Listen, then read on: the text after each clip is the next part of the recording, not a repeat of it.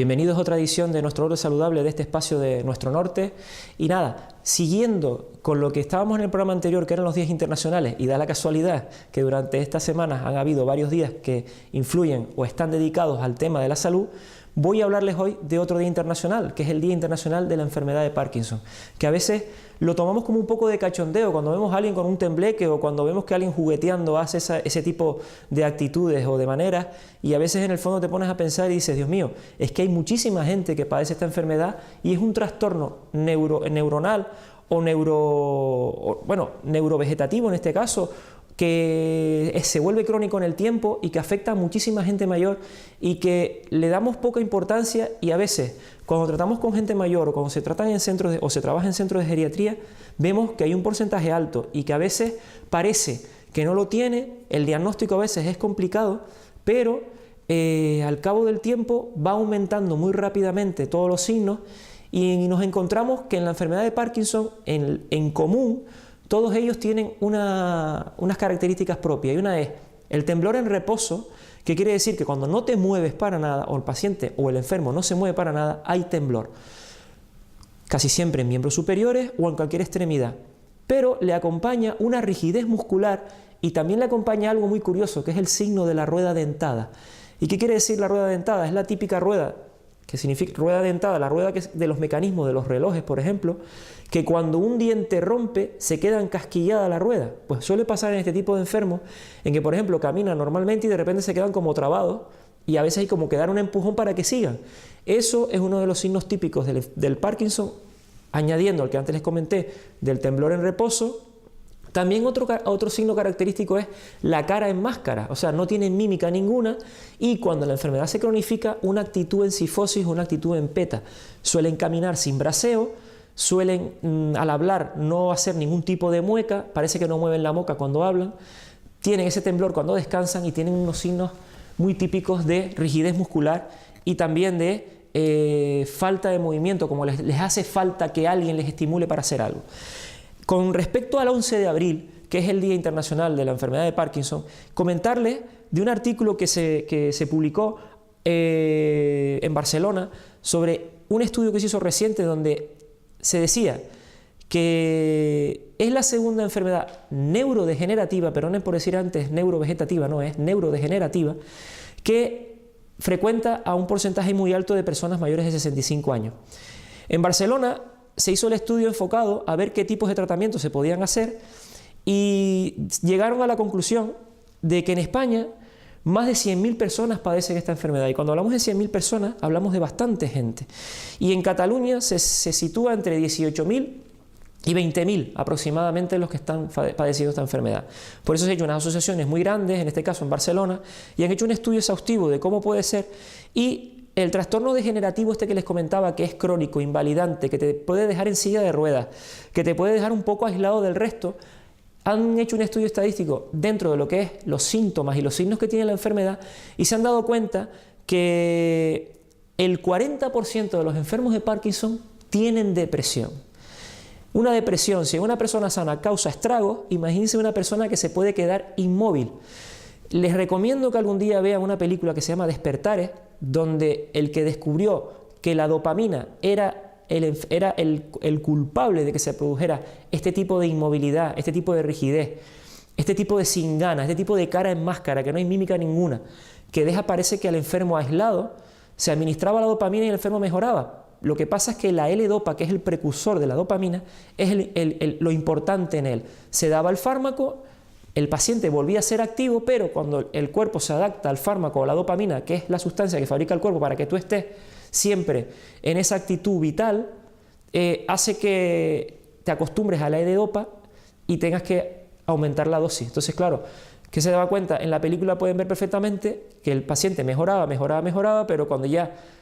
empezaba a desmejorar, aumentabas la dosis, desmejoraba, aumentabas la dosis, mejoraba, aumentabas la dosis, y llegaba un momento que ya prácticamente la medicación no hacía nada. Entonces, han descubierto que el 40% es debido a la depresión, y también hacen una reseña importante, por lo que a mí me toca como fisioterapeuta, que dicen que las investigaciones dan un impulso hacia la introducción de terapias complementarias, como puede ser la psicología, la fisioterapia y la logopedia. La logopedia es porque hay trastornos también del habla, se traban al hablar como musculatura de otra parte del cuerpo normal y llevan a que esto, una de las cosas importantes o un ejercicio importante en los enfermos que padezcan Parkinson es que todos los días le dediquen aunque sea 5 o 10 minutos a leer, por ejemplo, el periódico en voz alta, para que esas cuerdas vocales no pierdan su fuerza y no se queden encasquilladas ahí o que se vayan atrofiando y te quedes sin hablar. Por lo tanto, vamos viendo como no solamente el tratamiento médico es importante, sino también el tratamiento estimulante, el tratamiento de psicoestimulación, el tratamiento de fisioterapia para evitar la rigidez muscular. También es importante el tratamiento del logopeda, que por desgracia hay poquito y a veces cuesta que por nuestra salud pública se puedan conseguir, y si se consiguen, sean más personalizados los tratamientos. ¿Para qué? Para que no pierdas un medio de comunicación tan importante o el más importante que tenemos, que es hablar. Entonces, dado esto que han dicho los de Barcelona, que es bueno incorporar todo este tipo de terapias alternativas, también decirles que se debe meter muchísimo más en nuestra sociedad lo que son los tratamientos personalizados, ponerlos sobre todo a nivel domiciliario, tratamientos con mucho asesoramiento de los servicios sociales. Y sobre todo algo muy importante, que son las ayudas técnicas. Y las ayudas técnicas no es ir a una ortopedia y comprar una cuchara, un tenedor con un mango muy grande para que puedas comer, sino que sepan utilizarlo y sepan dosificar la fuerza y que traten de evitar esos encasquillamientos, o que debido a que la persona ve que ya no puede comer, sufra una cierta ansiedad que hace que vea que no mejora, que no puede comer, que es una persona dependiente, y eso es lo que conlleva a lo que hablábamos antes, que a un 40% de los enfermos de Parkinson tengan depresión. Por lo tanto, el debate actual, según esta asociación en Barcelona, dice que se centra sobre todo en 5 aspectos fundamentales: introducir las terapias complementarias que antes les decía, hacer un diagnóstico precoz como en todos los tipos de enfermedades que por desgracia no se hacen, y tener un abordaje también de los síntomas o de las cosas que le pueden pasar a un enfermo que pueda tener Parkinson, que no son motores. Cuando digo de no motores es que no notas el temblor, que no tienes rigidez, que te notas que estás activo más o menos bien, te notas un poco cansado a lo mejor, pero lo das por lo normal. Y ahí es donde tenemos que recurrir a ver si verdaderamente esa falta de motricidad o de movimiento puede ser causante de una enfermedad de Parkinson. Hacer un estudio epidemiológico, porque también se habla que hay una serie de mutaciones genéticas que hacen que el Parkinson pueda entrar. A veces se asocia también el Parkinson con algunos tipos de enfermedad demencial o algún tipo de demencia, y cuando hablamos de demencia, como ya dije unas veces en otros programas, no es hablar de Alzheimer solamente, sino que algunas demencias también se relacionan con el Parkinson, y dar un impulso a que se intente buscar nuevos fármacos, que no se deje el Parkinson ahí apalancado como una enfermedad ya conocida y que es crónica y que ya no tiene remedio. Creo que abarcando estos 5 puntos podemos llegar a lejos y sobre todo mejorar la calidad de vida. También recordar que no solamente tienes que tener más de 65 años para tener Parkinson. Hay gente joven que sufre el Parkinson, y si no, les hago recordar al actor de cine de Hollywood, como puede ser Michael J. Fox, que era el de Regreso al Futuro. Si todos pueden recordar ese tipo de películas, fue un chaval que desde joven sufrió Parkinson, y bueno, gracias a las terapias alternativas, el apoyo psicológico y muchos tratamientos, que además él se ha incorporado a que investiguen con él, pues más o menos ha mantenido un nivel de vida aceptable. Recordarles también que algunas cositas que pasan desapercibidas a la hora de poder tener Parkinson o no, no quiero decir que por tener esto lo vayas a tener, pero se da la referencia de que pesadillas nocturnas continuas, pérdida de olfato, estreñimiento y antecedentes de síntomas motores como puede ser fatiga, tener alguna claudicación en los miembros, en los brazos, pueden ser algún tipo de inicio de este tipo de enfermedad, y a veces lo dejamos pasar, y con el cabo del tiempo, si no tomamos un poquito de precaución y hacemos actividad física, que es lo que yo les obligo a todos ustedes con este programa, no nos damos cuenta de que podemos tener esta dificultad. A lo mejor podemos llegar a tiempo y hacer ese conciso importante en cualquier tipo de enfermedad, que es la prevención. La genética juega un papel importantísimo y componente hereditario, por ahí pequeñito se estudia. Les dije antes que había mutaciones genéticas que pueden provocar también la enfermedad. Y también decirles que en los casos de personas jóvenes se hacen estudios ahora exhaustivos porque se han dado casos y pueden ser también, no sé, además de estos antecedentes genéticos, me imagino que también será todo lo que nos rodea. En el programa anterior hablamos sobre la cantidad de bichos que tenemos en el aire y que podemos respirar y que podemos tener a nivel de piel o que podemos por contacto contagiarnos y que a veces, dependiendo del tipo de ADN que tú tengas, le encanta tu ADN, le encanta tu cuerpo y ese bichito